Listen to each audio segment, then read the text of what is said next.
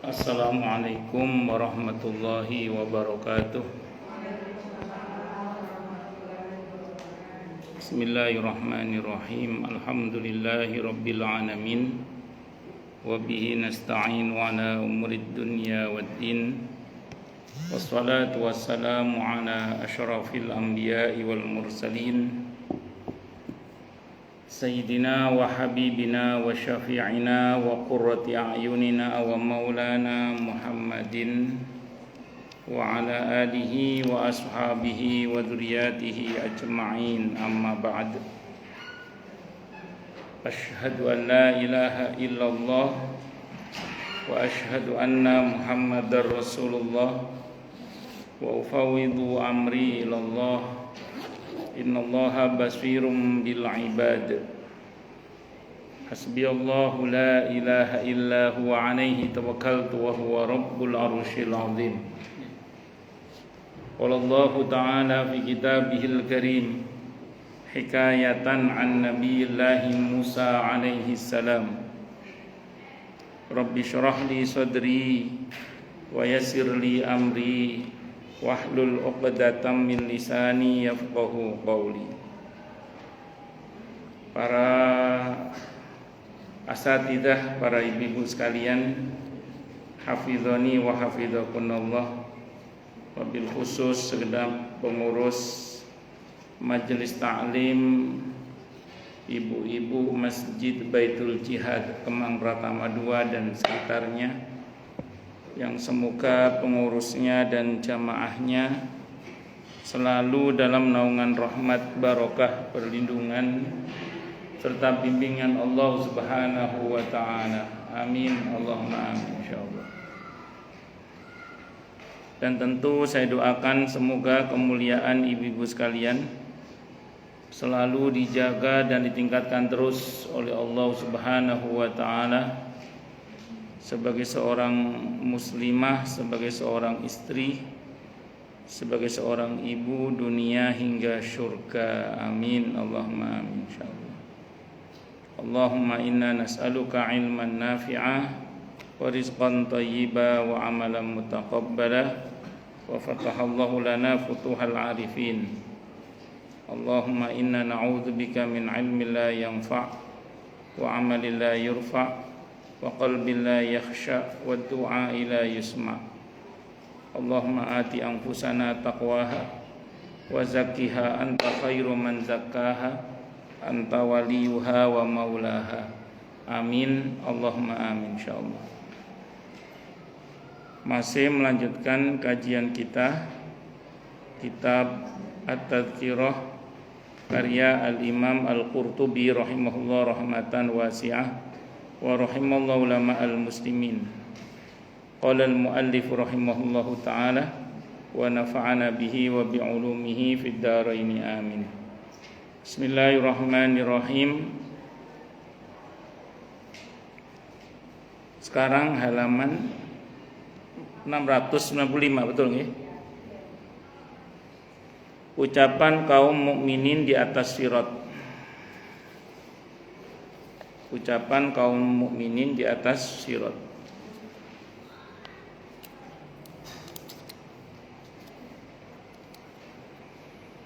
Menurut riwayat At-Tirmidzi dari Al-Mughirah ibn Syu'bah radhiyallahu an, dia berkata, bersabda Rasulullah Muhammad sallallahu alaihi wasallam. Apa sabdanya? Semboyan kaum mukminin di atas sirat ialah, Tuhanku, selamatkanlah, selamatkanlah. Ini kalau di catatan kakinya dinyatakan dhaif. Tapi nanti saya terangkan. Kata At-Tirmidzi hadis ini gharib. Gharib itu asing. Nanti saya terangkan insyaallah. Dalam Sahih Muslim ada dinyatakan Nabi kalian sallallahu alaihi wasallam berdiri di atas sirat sambil berdoa, wahai Tuhanku, selamatkanlah, selamatkanlah. Ini hadisnya sahih Muslim. Hadisnya telah disebutkan di atas.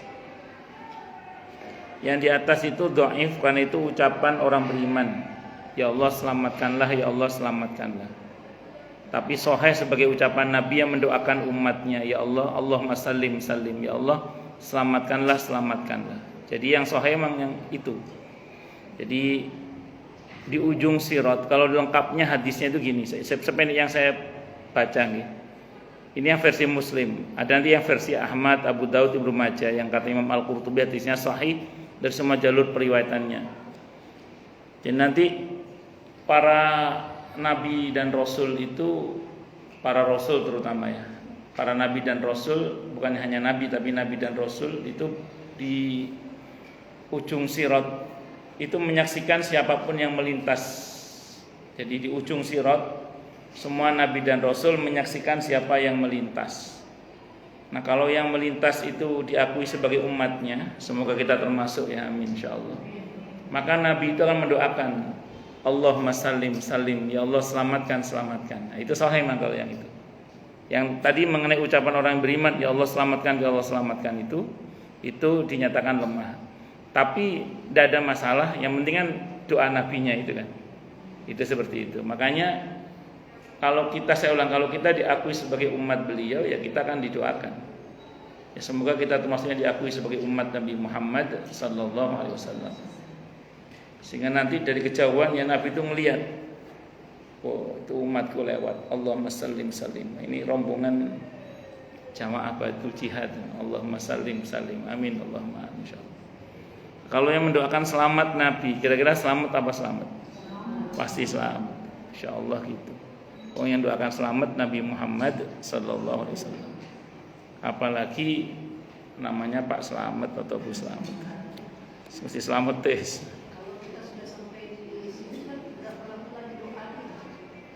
Bagus. Sebenarnya gini Bu, ketika kita sudah nyawa di sini itu sejak itu kita sudah tidak bisa lagi berdoa untuk diri kita sendiri saat itu. Pertama kita merujuk kepada surah Al-Munafikun ayat 10 dulu ya. Ketika orang munafik mau mati kan dia berharap agar kematiannya ditunda sebentar aja. Jadi dia mencoba bernegosiasi agar kematian ditunda, tapi oleh Allah ditolak, terlambat sudah. Wong nyawa dari sini baru. Kayak Fir'aun yang berharap diterima imannya ketika dia mau mati, sementara nyawa dari sini ditolak sudah. Kenapa kau ditolak? Karena sudah tampak baginya apa yang selama ini tidak Allah tampakkan, termasuk pahala, dosa, akibat, surga, neraka itu sudah ditampakkan semua. Makanya dia sudah tidak bisa lagi berdoa untuk dirinya. Di barzah juga demikian nanti. Di yaumil mahsyar juga begitu. Di hisab, di mizan, di sirat juga nggak bisa. Jadi dia nggak bisa berdoa untuk dirinya. Namun nanti di hisab itu, pas di hisab itu ada permohonan yang Allah kabulkan ketika manusia berkata begini. Kan nanti didatangkan saksi-saksi. Pertama Allah sendiri sebagai saksinya, tidak bisa kemana-mana udah sebenarnya. Malaikat jadi saksi, terus kemudian sesama jadi saksi. Manusia ini ngomong, hadisnya sahih ya, dari Ahmad, Abu Daud, Ibnu Majah itu hadisnya sudah kita bahas kemarin. Ya Allah, mosok yang jadi saksi orang lain. Saya pengen jadi saksi untuk diri saya sendiri. Maksudnya dia itu biar dia menangkan dirinya gitu maksudnya. Kata Allah disetujui. Nah, itu yang disetujui oleh Allah, disetujui. Kamu jadi saksi untuk diri kamu sendiri. Cuma di luar dugaan manusia adalah ternyata yang dimaksud menjadi saksi untuk diri sendiri itu mulutnya dikunci ternyata. Yang jadi saksi tangannya, kakinya, kulitnya.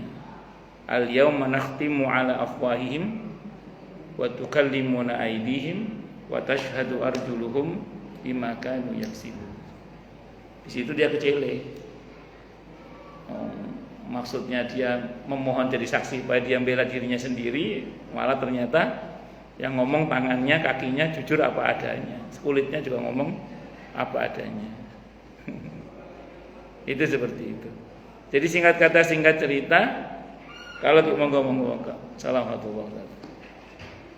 Kalau kita bicara masalah ini berarti apa maksudnya itu? Ya intinya saat itu kita sudah tidak bisa lagi berdoa untuk diri kita sendiri. Nah, adapun nabi kita, para nabi dan rasul yang lain itu karena memang punya izin untuk memberikan syafaat dengan izin Allah. Makanya saat itu yang bisa menyelamatkan kita dengan izin Allah adalah syafaat Allah atau syafaat dari makhluk dengan izin Allah, seperti para nabi dan rasul itu. Karena di sana nanti man dzalladzi yashfa'u indahu illa bi'idznih. Itu nggih Bu Cici. Nah, itu.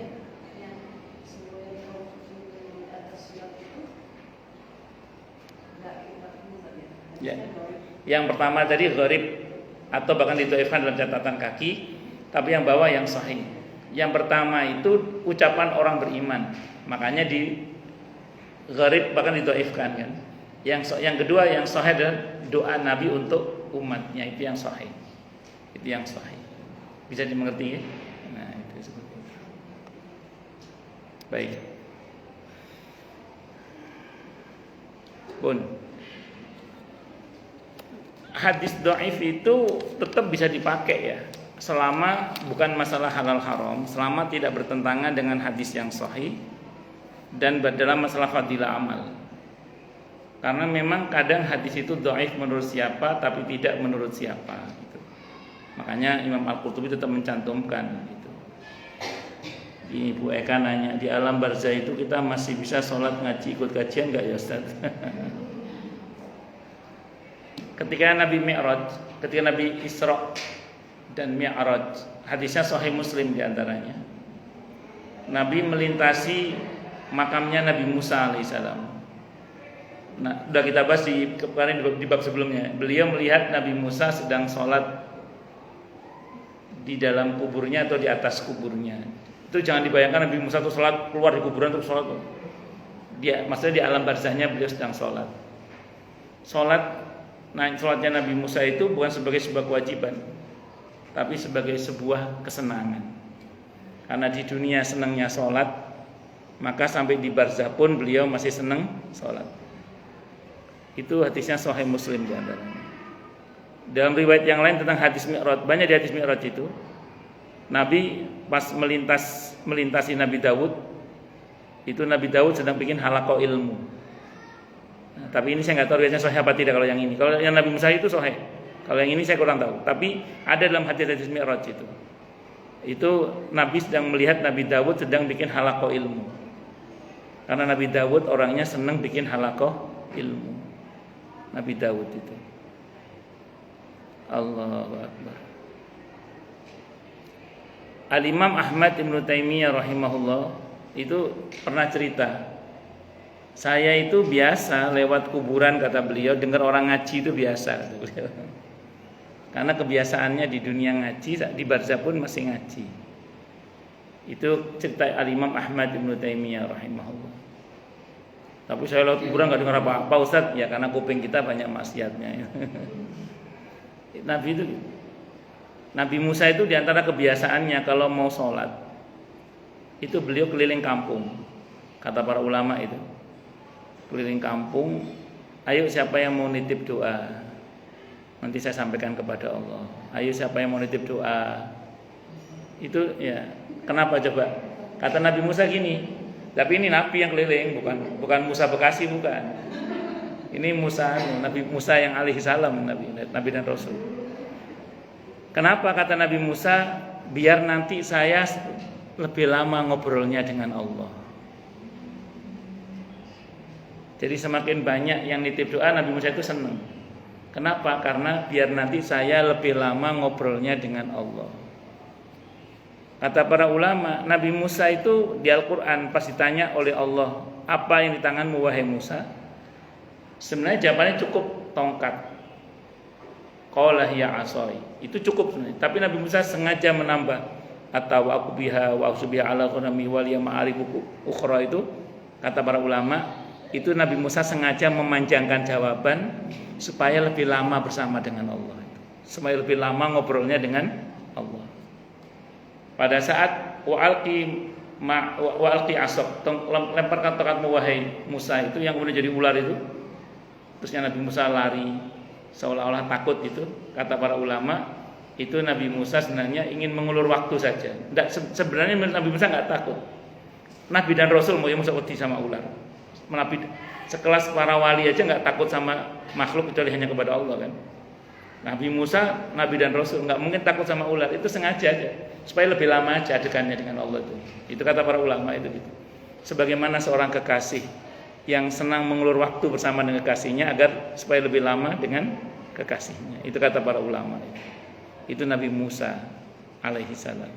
Makanya pantas ketika Nabi Mi'raj, Isra Mi'raj itu pas melintas makamnya Nabi Musa, Nabi melihat Nabi Musa sedang sholat. Karena Nabi Musa memang senang sholat, senang berlama-lama dengan Allah itu Nabi Musa. Nabi Musa alaihi salam. Kalau kita pengen mari, pengen cepat selesai kalau kita. Kalau Nabi Musa malah senang berlama-lama dengan Allah Subhanahu wa Ta'ala. Semoga kita punya rasa itu ya, ingin berlama-lama dengan Allah. Amin. Allahumma insyaallah. Mudah-mudahan. Ya, kita semua belajar. Yang ngomong juga masih belajar. Jadi itu ya kira-kira. Jadi kebiasaan kita apa di dunia ini, begitulah nanti kiranya yang jadi kebiasaan kita nanti di akhirat. Itulah yang sering saya sampaikan bahwa di sini hadisnya riwayat Al-Baihaqi dalam kitab ini sudah kita bahas sebelumnya nih. Hadisnya hadis mursal. Hadis mursal itu terhenti di tabi'in, tepatnya di Abdul Razzaq. Di Abdul Razzaq, suatu saat Nabi kita Muhammad SAW bertanya maqal kepada Sayyidina Umar radhiyallahu anhu. Sebenarnya hadis mursal itu termasuk hadis yang dhaif, lemah sebenarnya. Tapi ada beberapa hadis yang mursal itu yang dijamin sahih oleh Imam Bukhari. Di antaranya kalau Sa'id bin Musayyab atau Sa'id bin Musayyib mengatakan qala Rasulullah, itu dijamin sahih oleh Imam Bukhari karena Sa'id bin Musayyib itu adalah murid dan menantunya Abu Hurairah radhiyallahu anhu. Nah, ini Imam Al-Baihaqi nampaknya yang menjamin riwayat ini. Dan walaupun misalnya ini tetap dipaksakan lemah, insyaallah maknanya sahih hadis ini. Dari mana kita taunya? Perhatikan ini ya. Satu saat Nabi bertanya kepada Sayyidina Umar radhiyallahu anhu, Umar, nanti kamu kalau ketemu sama Munkar Nakir, kira-kira bagaimana perasaan kamu? Dalam hadis itu Nabi menyebutkan sifat malaikat Munkar Nakir yang serem. Pokoknya serem.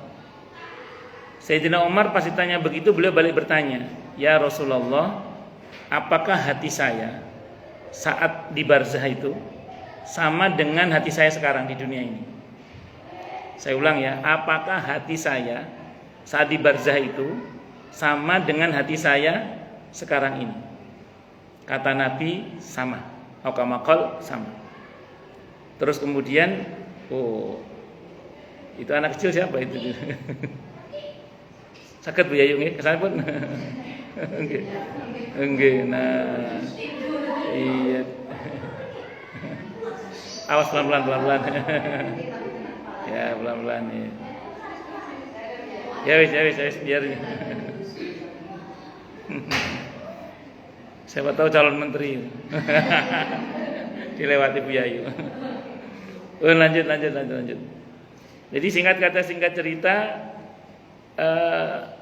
sama kata Nabi Muhammad. Kata Sayyidina Umar radhiyallahu anhu, kalau gitu cukuplah engkau wahai Rasulullah dalam menghadapi mereka berdua. Saya tidak takut insyaallah, kata beliau. Saya tidak takut insyaallah. Kalau hati saya saat itu sama dengan hati saya sekarang.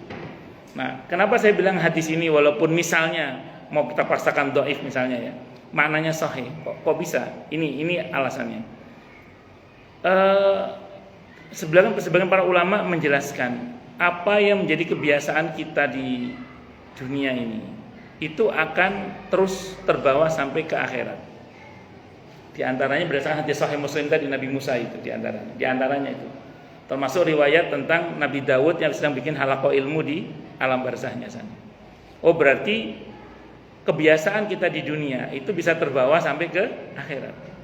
Bahkan itu bisa sampai ke surga atau ke neraka. Kok bisa begitu? Ini yang sering saya sebut ayatnya ya, surah Yunus. Surah ke-10 ayat 10 itu. Subhanakallahumma wa tahiyyatuhum fiha salam wa akhiru da'wahum anil hamdulillahi rabbil alamin. Itu ahli surga itu di surga itu, surah Yunus surah ke-10 ayat 10. Itu kebiasaan ahli surga di surga itu apa coba? Mereka sering mengucap subhanakallahumma, subhanallah maksudnya. Subhanakallahumma wa tahiyyatuhum fiha salam. Dikit-dikit assalamualaikum. Wa akhiru da'wahum anil hamdulillahi rabbil alamin. Jadi ahli surga itu seneng banget ucap subhanallah. Assalamualaikum. Alhamdulillah. Nah, itu ahli surga itu senangnya gitu. Makanya kalau kita cermati, kalau di dunia hari-hari lisan kita sering berzikir kepada Allah, di antaranya tasbih. Tasbih itu intinya satu ya, mengosongkan hati dari segala macam suudzon, berusangka kepada Allah. Ini dulu kita bahas sudah pas kita bahas ma'rifatullah tentang Al-Quddus dulu, yang ibu udah lupa semua ya, itu Al-Quddus. Jadi subhanallah itu di antara konsekuensinya adalah mengosongkan hati dari segala bentuk suudzon, berusangka kepada Allah. Artinya kalau hari-hari kita selalu berbaik sangka kepada Allah dengan bertasbih itu, terus kita senang menebar salam. Menebar salam itu makna sederhananya memang assalamualaikum, assalamualaikum. Atau kita maknai lebih dalam lagi, seorang muslim itu dimanapun dia berada, dia bermanfaat untuk dirinya dan orang lain. Kalau tidak bisa bermanfaat bagi orang lain, paling tidak jangan meresahkan orang lain. Terus gemar mengucap alhamdulillah, gampang syukur. Nah, kalau itu kita, insya Allah dan semoga ya, keterusan sampai surga itu. Amin. Karena kata tasbih itu tidak ada di neraka. Ucapan selamat itu nggak ada di neraka. Ucapan alhamdulillah itu nggak ada di neraka. Adanya di mana semua tadi itu? Di surga. Tapi kalau hari-hari kita isinya cuma keluhan-keluhan, penyesalan-penyesalan, ada ya, aduh. Jadi kemana-mana ceritanya itu judulnya beda-beda, tapi temanya sama, derita tiada akhir. Judulnya beda-beda sih, cuman temanya sama, yaitu derita tiada akhir. Saya ngerinya kalau itu menjadi kebiasaan kita, keluhan itu tidak ada di surga masalahnya. Adanya di mana? Di neraka. Ibu nanti lihat di Al-Quran, ahli neraka ngomongnya apa? Ya laitani, ya laitana, ya wailani, ya wailana. Betul ya? Apa artinya itu? Aduh gitu. Wis kono syukure ngono.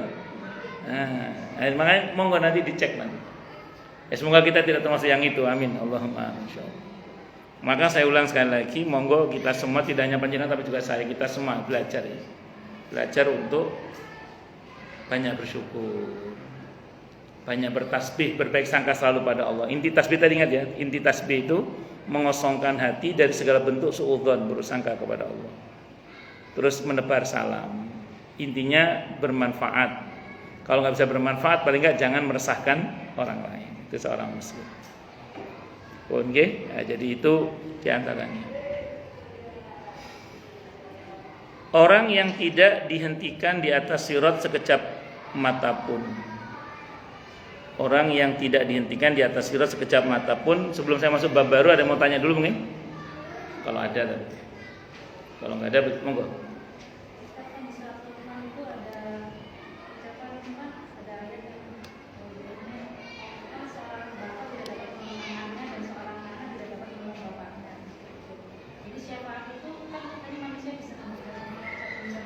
Bagus. Nah, saya jawab bagus. Izin minum dulu nih. Nanti di akhirat itu memang betul ya. Secara umum, saya ngomong secara umum dulu.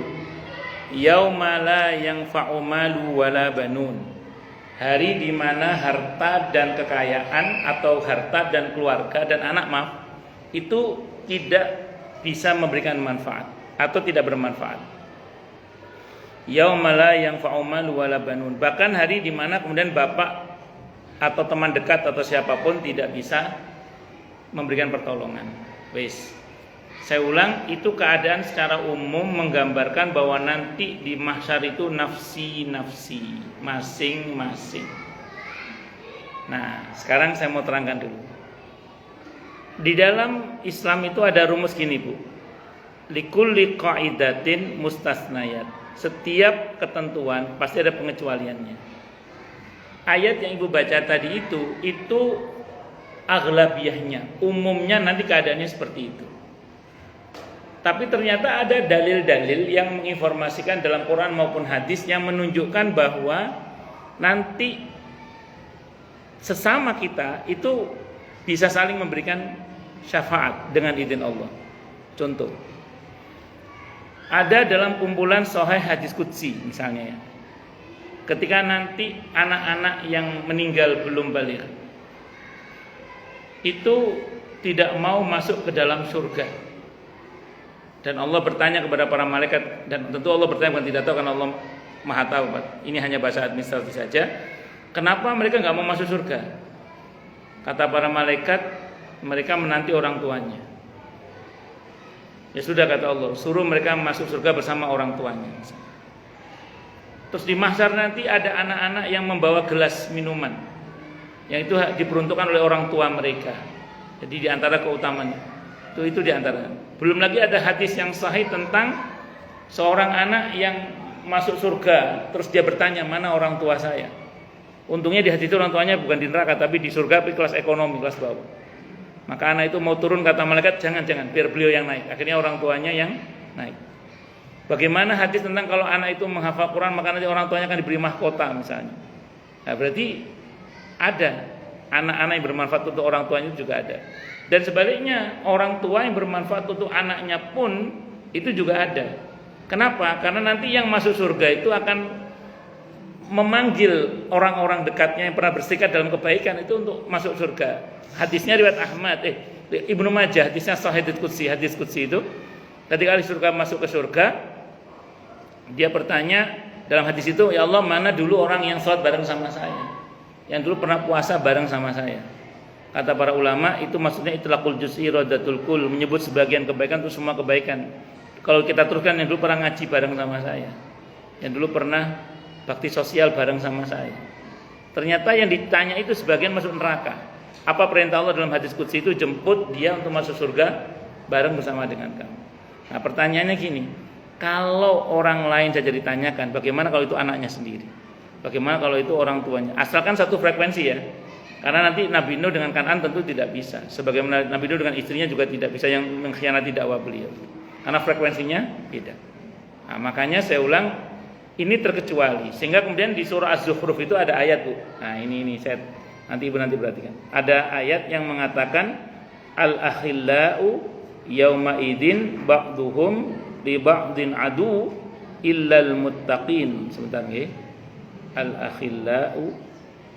Al-akhillau Az-Zukhruf ayat 67 ya. Al-akhillau yauma idin ba'duhum li ba'din adu illal muttaqin. Baca terjemahannya. Az-Zukhruf ya 67.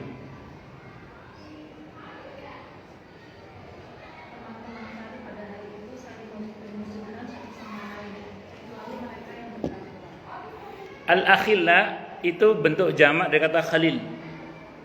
Khalil itu bisa teman dekat, bisa para kekasih artinya. Khalil itu kekasih. Al-akhillau orang yang para kekasih gitu aja. Para kekasih itu nanti akan berhadapan sebagai musuh pada hari kiamat nanti, kecuali orang-orang yang bertakwa. Siapa para kekasih di dunia ini? Suami istri bisa? Bisa. Orang tua dan anak? Bisa. Saudara dengan saudara? Bisa. Dan macam-macam. Itu nanti di akhirat bisa saling berhadapan sebagai musuh. Kalau satu sama lain nanti di akhirat, kalau di dunia bingkai hubungannya bukan ketakwaan. Tapi kalau bingkai hubungan ketakwaan, tidak akan berhadapan sebagai musuh. Berarti anak, istri, suami tidak hanya bisa saling memberikan manfaat dengan izin Allah, nanti di akhirat, tapi juga bisa menjadi masalah sebagai musuh nanti di akhirat. Nah, makanya saya ulang sekali lagi, secara umum keadaannya memang begitu nanti Bu, nafsi masing-masing. Saat itu nggak bisa seenaknya orang tua mencari anaknya, nggak sempet juga sih mikir anak, urusannya berat saat itu, urusannya berat, nggak sempet mikir anak, nggak sempet. Nah, nanti dihisab itu baru mulai keingetan. Dari mana kita tahu? Hadisnya Sahih Muslim. Ketika ada orang datang, dia membawa amal sholatnya, pahala sholatnya, puasanya, hajinya, tapi semasa hidup dia suka memaki ini, mencaci ini, mengambil haknya ini. Apa yang terjadi coba? Mereka yang tadinya didolimi pada berdatangan. Oh, iki sing taungan waktu, kesempatan ngambil pahalanya, nyerahkan dosanya. Di situ dibuat ingat nanti itu. Nanti dipanggil saksi-saksi ingat yuk. Oh, iya. Ketika dipanggil saksi kan, ini teman kamu ngaji dulu, ini teman kamu main dulu. Oh, itu kan jadi ingat semua akhirnya kan. Apa yang tadinya dia sudah lupa, panik karena urusan yang begitu berat di mahsyar itu menjadi ingat ketika dihisab nanti itu. Nah, disitulah nanti dipanggil itu. Di situ akan ada urusan, bisa urusannya meringankan, bisa urusannya memberatkan. Yang memberatkan yaitu tuntutan dari sebagian anggota keluarga atau teman yang nuntut agar suaminya, kalau istri yang nuntut, kalau orang tua anak yang nuntut, berarti agar masuk neraka bareng sama dia, sebagaimana yang Allah gambarkan di surah Al-Ahzab ayat 66, 67, 68 itu kan. Itu ngerinya di situ, itu ngerinya. Nah, itu seperti itu. Makanya saya ulang ya, hubungan kita dengan pasangan kita itu usahakan hubungan dalam bingkai ketakwaan, sehingga nanti di akhirat tidak berhadapan sebagai musuh. Nah, itu pesan Az-Zuhruf ayat 67 tadi ya itu. Nah, terus usahakan kita dengan anak-anak hubungannya juga dibingkai dalam ketakwaan, sehingga semoga nanti kita dan anak kita itu tidak berhadapan sebagai musuh itu. Nah, ini antar kita ini sebagai teman ini juga gitu, kita usahakan dalam bingkai ketakwaan. Sederhananya gimana sih Ustaz bingkai ketakwaan? Saling mengingatkan, menguatkan akan kebaikan, gitu aja. Bisa dimengerti ya? Nah, paling enggak kalau kita lagi jalan-jalan, waktunya sholat, saling mengingatkan untuk sholat misalnya. Nah, terus jangan lupa yuk kita berdoa misalnya. Melihat ke pemandangan sambil memuji ke, oh masya Allah ya. Ingat Allah, itu namanya bingkai ketakwaan. Kalau ada yang mau berbuat yang nggak benar, Mbak jangan petik bunga sembarangan punya orang itu, atau takutnya ngambil hak orang lain misalnya. Ya, itu seperti itu. Ada lagi mungkin silakan.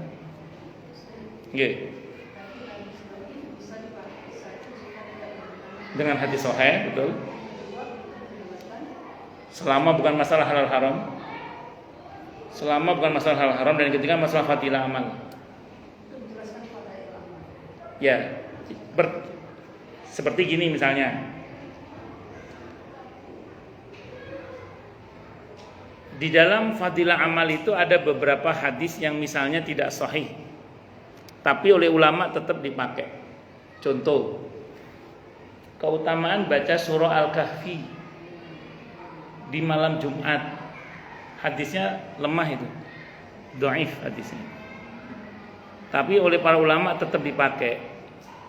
Pertama karena masalah fadilah amal tadi itu, dan tidak bertentangan dengan hadis yang sahih. Tapi jalur periwayatannya banyak itu, sehingga bisa menjadi hasan li ghairihi. Itu contoh. Jadi jumhur ulama, mayoritas ulama itu tetap pakai hadis yang dhaif itu. Pertama, selama tidak bertentangan dengan hadis yang sahih, selama bukan masalah halal haram, selama itu masalah fadilah amal.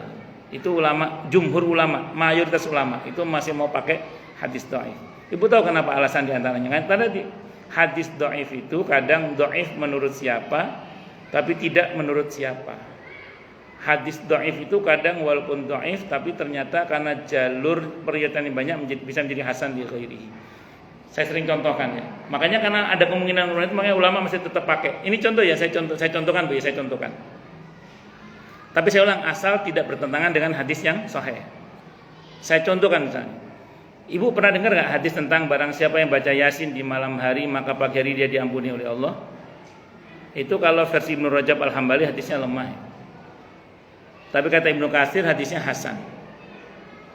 Barang siapa yang baca surah Yasin di malam hari, pagi hari dia akan diampuni oleh Allah. Itu kalau kata Ibnu Rajab Al-Hambali hadisnya lemah.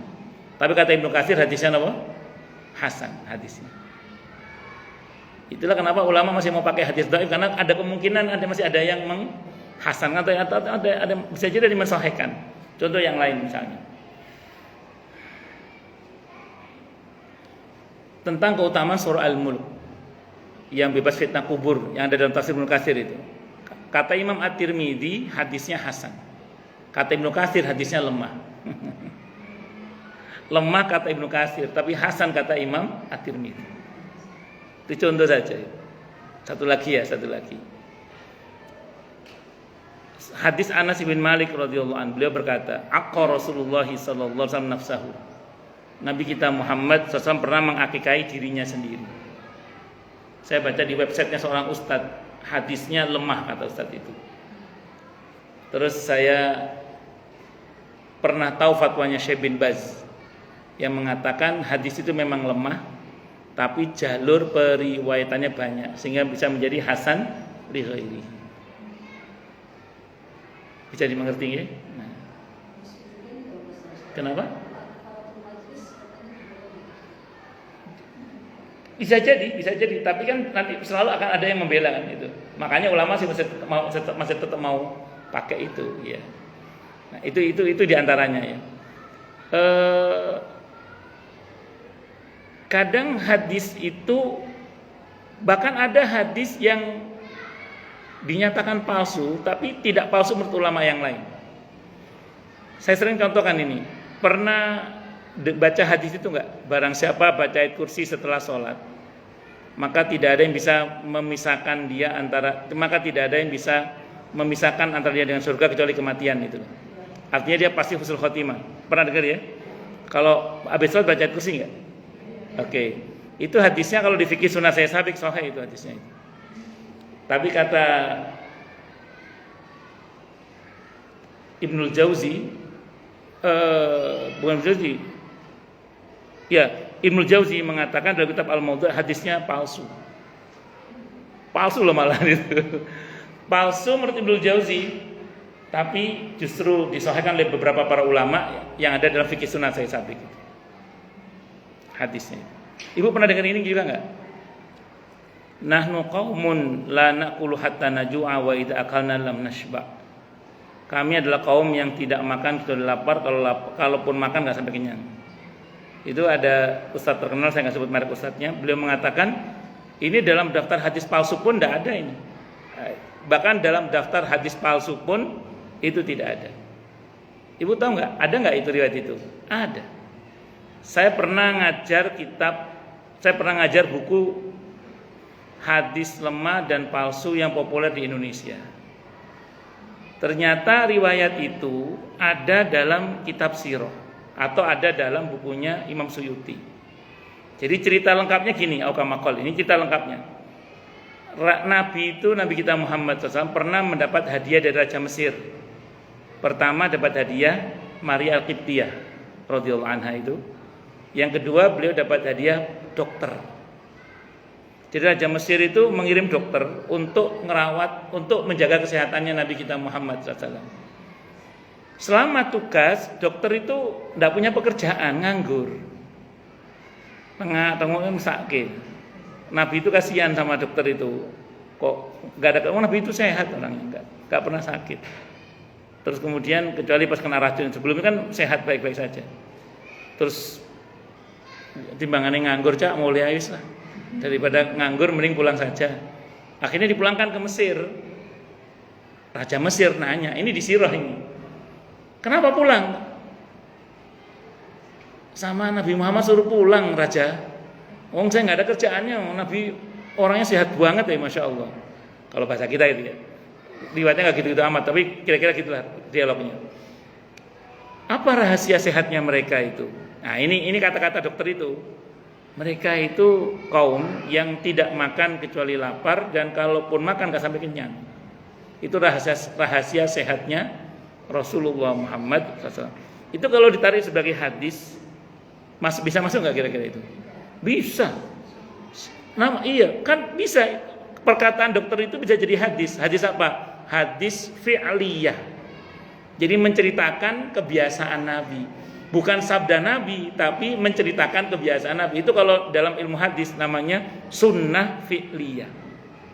Bisa nggak kira-kira itu? Ya itu juga.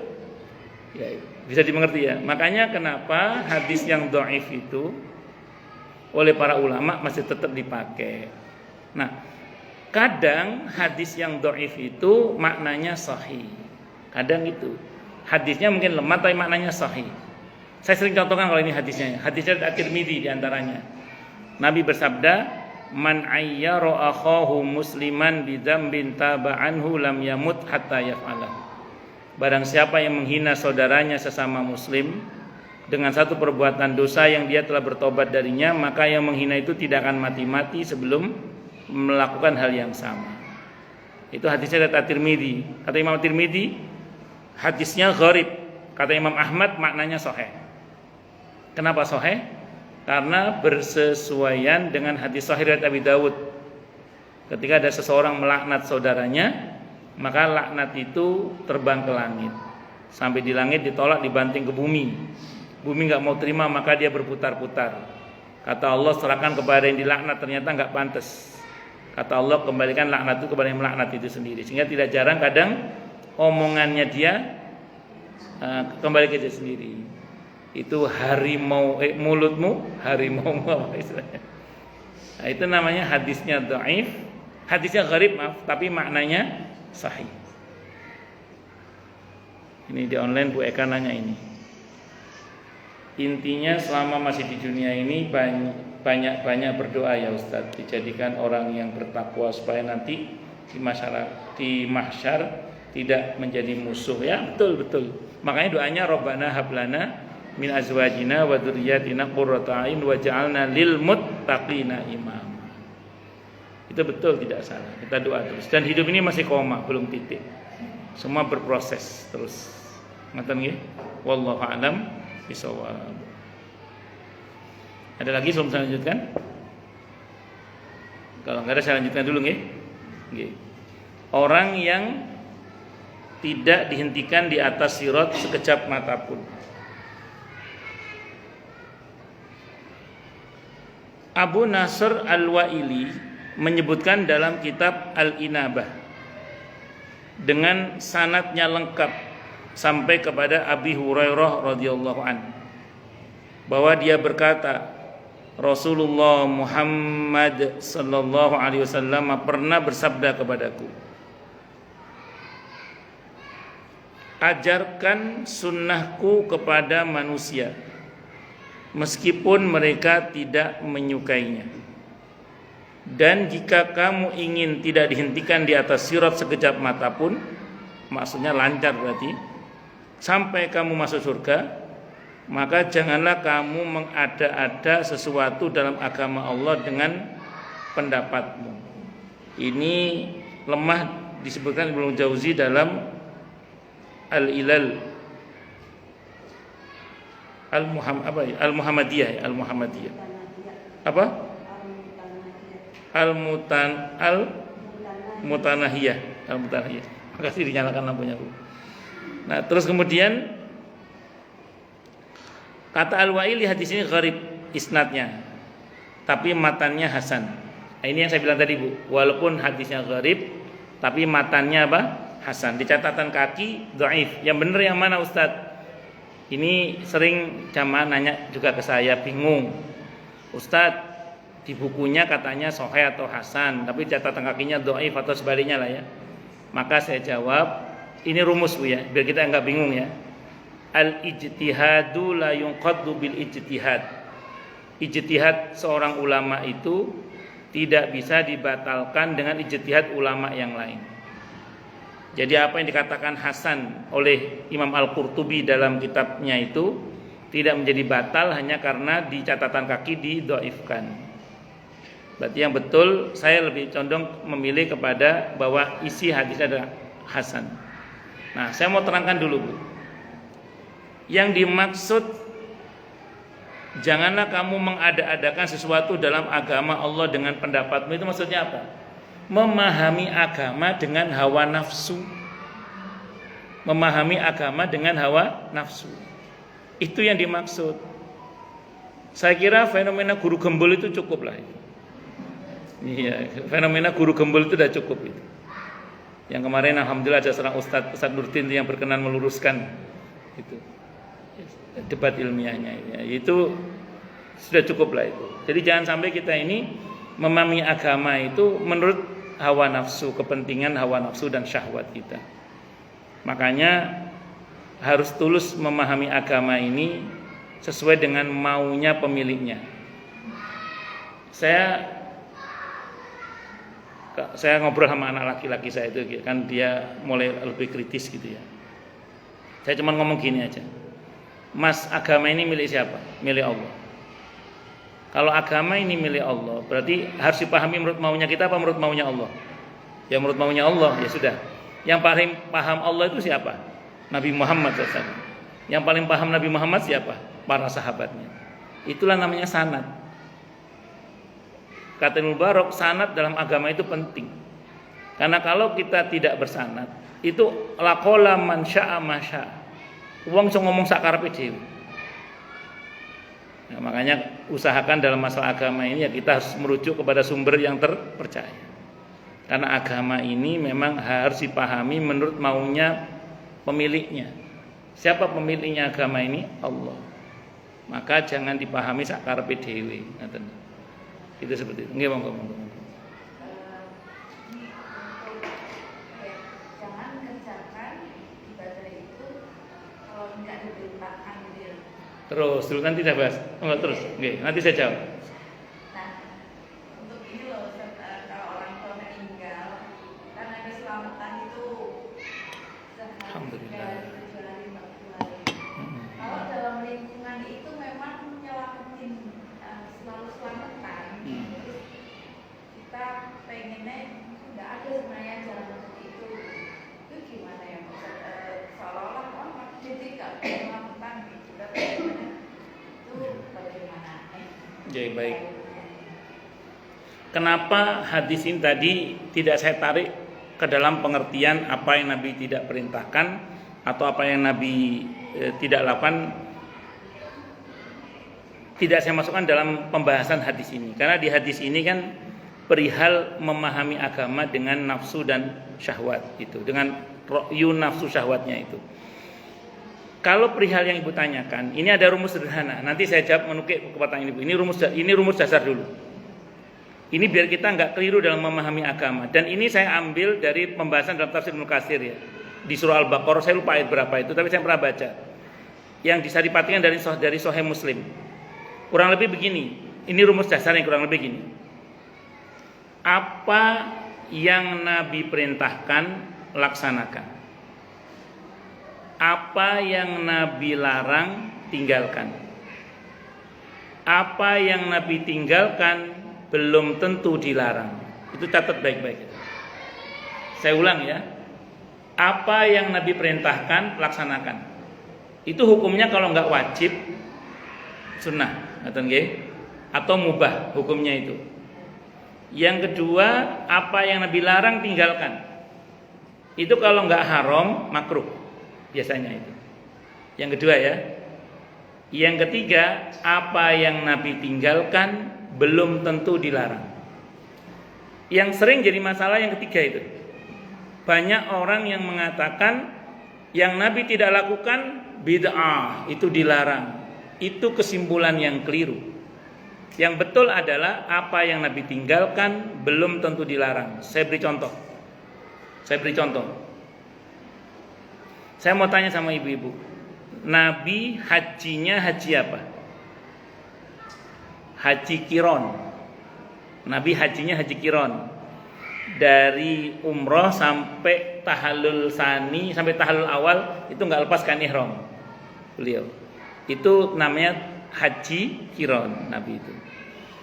Ibu tahu enggak awalnya Nabi hajinya apa? Tamattu awalnya. Beliau umroh dulu. Selesai umroh, Nabi suruh sahabat untuk bertahallul. Nabi tidak bertahallul. Kata Nabi, sebenarnya saya mau tamattu juga, cuman saya bawa hadyu dari Madinah, sehingga saya kiron, kata Nabi. Tapi Nabi nyuruh sahabat tamattu.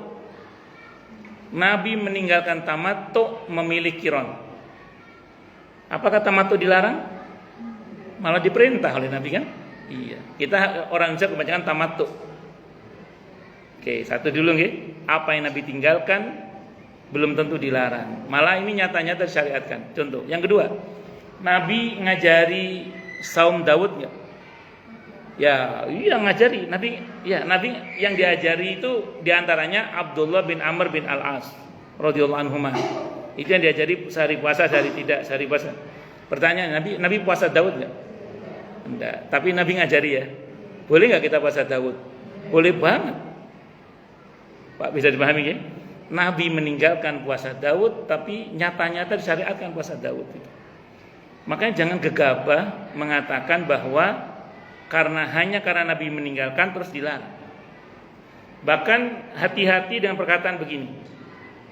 Ini dilarang oleh Rasulullah Muhammad SAW karena Nabi tidak pernah melakukannya. Hanya karena Nabi tidak pernah melakukannya, dia mencatut nama Nabi kita Muhammad SAW untuk melarang hal itu. Padahal belum tentu Nabi melarang. Itu bisa berbohong atas nama Rasulullah Muhammad SAW. Itu sama dengan orang mengatakan ini sunnah Nabi, padahal bukan sunnah Nabi. Itu sama bohongnya itu. Ancamannya neraka itu. Fal yatabawa maq'adahu minan nar. Bisa dimengerti ya? Paling enggak kalau kita mau melarang, cukup kayak katakan karena ini enggak ada contohnya, saya enggak berani melakukan dulu deh misalnya. Paling enggak gitu dulu lah. Jangan langsung Nabi melarang ya, karena Nabi tidak pernah melakukan. Hanya karena Nabi tidak pernah melakukan terus dia pede mengatakan ini Nabi yang melarang, belum tentu. Karena yang Nabi tinggalkan belum tentu dilarang. Satu lagi ya, 3 biar enak ini. Satu lagi. Hadisnya Bukhari. Pernah satu saat Nabi itu diaturi makan itu loh, apa namanya? Dop. Dop itu biawak, tapi biawak Timur Tengah ya. Bukan biawak yang di kali-kali yang diburu orang itu. Kalau biawak di Timur Tengah itu makannya dedaunan, kayak apa itu iguana gitu. Saya pernah lihat di IG itu dop itu dia makannya dedaunan, dia makan dedaunan. Dop. Pas ya tuh kalau orang menyebutnya kadal Mesir. Kadal Mesir itu. Itu pas ditawari makan itu Nabi mboten kersa. Hadisnya Bukhari itu. Nabi tidak mau. Kata Khalid bin Walid radhiyallahu anhu, "Apakah ini haram ya Rasulullah?" Tidak haram kata Nabi. Hanya saja kaum kami tidak terbiasa makan ini. Oh, itu yang habisin akhirnya Khalid bin Walid yang habisin akhirnya. Berarti apa itu? Boleh nggak itu? Boleh. Nabi meninggalkan tapi tidak haram. Baik, menukik pada pertanyaan Budian sekarang. Lalu bagaimana dengan fenomena yang tadi dibilang tadi itu? Langsung saya simpulkan saja ya bahwa perihal takziah kalau 3 hari sunnah ya kata Imam Nawawi dan kitab Al-Adhkar An-Nawawiyah 3 hari sunnah. Lebih dari 3 hari ulama beda pendapat. Langsung saya simpulkan, anggap ini tradisi ya. Saya nggak mau debat lagi, anggap ini tradisi. Saya sering ceritakan di sini. Tradisi itu kalau kita pernah belajar usul fikih, kalau ibu pernah belajar usul fikih, itu ada kaidah pokok di dalam usul fikih itu bunyinya al-adatul muhakkamah. Tradisi itu bisa dijadikan sebagai landasan hukum. Dalilnya surah Al-A'raf ayat 199. Dalilnya surah Al-A'raf ayat 199. Wa'mur bil 'urfi wa'rid 'anil jahilin. Perintahlah dengan 'urf dan berpalinglah dari orang-orang yang jahil. Ibu tahu nggak apa 'urf di situ maknanya? 'Urf itu artinya adalah kebaikan yang terkait dengan ruang dan waktu. Kebaikan yang terkait dengan ruang dan waktu. Disimpulkan tradisi. Bisa dipahami ya? Di usul fikih tradisi itu dibagi 2. Ada al-'adah as-salihah, al-'adah al-fasidah. tradisi yang sesuai dengan syariat, ada tradisi yang rusak bertentangan dengan syariat. Yang bertentangan ditolak, yang sesuai diterima. Pertanyaannya, berkaitan dengan tradisi tahlilan dan macam-macam, itu juga macam-macam, itu masuk dalam kategori yang mana? Baik, ini lihat ya, kaidah dalam memahami tradisi. Tradisi ini kan masuknya dalam muamalah ya, bukan masalah. Takziah itu muamalah, bukan ibadah. Muamalah, sosial maksudnya. Kaidahnya apa kaidahnya itu? Al aslu fil muamalati al ibahah hatta yadullad dalil ala tahrimiha. Hukum asalnya muamalah adalah boleh hingga ada dalil yang melarangnya. Pertanyaannya, yang melarang hal itu apa saja? Kalau membebani, ya kan? Dipaksa, udah kena musibah, dipaksa mengadakan acara itu, gak punya uang suruh ngutang-ngutang. Itu yang tidak boleh. Itu yang Rasulullah pernah marah ketika ada sekelompok orang datang kepada keluarga sahabat Ja'far radhiyallahu anhu. Saat itu sahabat Ja'far sedo, sekelompok orang datang minta makan, Nabi marah itu. Isna'u li ali Ja'far ta'aman. Mestinya kalian yang buatkan makan untuk keluarga Ja'far, bukan malah minta makan kepada keluarga Ja'far. Ada nggak orang yang dibebani begitu? Padahal orang yang tidak mampu. Nah, kalau dibebani, tidak boleh. Tapi kalau atas kemauan sendiri, ada dalilnya? Ada. Hadisnya riwayat Abi Dawud, hadis nomor 2894. Bunyi hadisnya, Nabi pernah takziah sampai ke pemakaman. Begitu pulang dari pemakaman dihadang oleh yang punya pembantu tuan rumahnya itu, yang kena musibah itu. Ya Rasulullah, panjenengan beserta rombongan dipersilakan kembali ke rumah yang kena musibah tadi. Nabi kembali. Begitu kembali ternyata dihidangkan makanan. Dalam hadis itu para sahabat tidak berani makan. Dalam hadis itu ceritakan ngelihat Nabi makan nggak? Nabi makan nggak? Nah, jadi sahabat itu ngelihat Nabi makan nggak? Ternyata Nabi makan. Begitu Nabi makan, semua makan, makan semua. Pas nyentuh daging kambing, Nabi nggak jadi. Kata Nabi, mana tuan rumahnya? Kenapa daging kambing ini haram? Akhirnya tuan rumahnya cerita, ya Rasulullah, untuk hidangan ini saya nyuruh pembantu saya nyari kambing. Ternyata nggak ada satupun tetangga saya yang punya kambing. Ada yang punya kambing, punya suaminya. Dijual oleh istrinya ke pembantu saya tanpa izin suaminya. Oh, cacat di akad. Kan akad jual beli itu syaratnya adalah barang yang dijual harus miliknya. Ini nggak milik suaminya, dijual ke pembantunya tadi itu tanpa seizin suaminya, sehingga batil, akadnya batil. Ya sudah, kata Nabi, serahkan ini kepada para tawanan. Nabi tidak suruh buang. Kalau orang kita sekarang kasih ke fuqara masakin lah, karena dulu belum ada orang di penjara juga. Tawanan maksudnya budak-budak lah, kasih ke mereka. Artinya apa? Berarti kalau atas kemauan sendiri silahkan saja. Karena aku lagi pengen ngumpulin keluarga, saya pengen tetangga-tetangga mendoakan saya mau sedekah sendiri, silakan aja. Syukur-syukur pembantu tetangga seperti di sini kan selama 7 hari berapa hari Bu dibantu makanannya itu? Berapa hari dibantu sini? 3 hari ya itu. Nah, itu seperti itu. Sampai jam berapa Bu Iji? Berapa? 11.20. Kurang dikit satu menit lagi ya. Jadi singkat kata singkat cerita, kalau atas kemauan sendiri silahkan. Tapi kalau tekanan tidak boleh.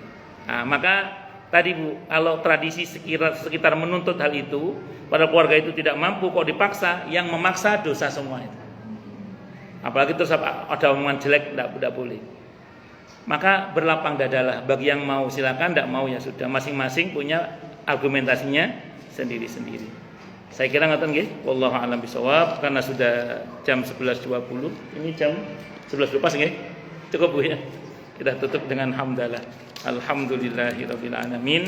Semoga kajian kita bisa bermanfaat, mubarakah fid dini wad dunya wal akhirah untuk kita, keluarga kita dan seluruh umat Islam semuanya, dan mudah-mudahan kita semua dijadikan oleh Allah sebagai orang-orang yang sukses dunia akhirat, selamat dunia akhirat, bahagia dunia akhirat, dan dipermudah setiap urusan kita oleh Allah fid dini wad dunya wal akhirah. Semoga Allah limpahkan hidayah selalu untuk kita, semoga Allah tingkatkan selalu hidayah untuk kita, dan semoga Allah berikan hidayah untuk siapapun yang melihat kita. Subhanakallahumma bihamdika asyhadu an la ilaha illa anta astaghfiruka wa atubu ilaik. Sallallahu alaihi Muhammad wa ala alihi wasallam. Saya mohon maaf. Wassalamualaikum warahmatullahi wabarakatuh.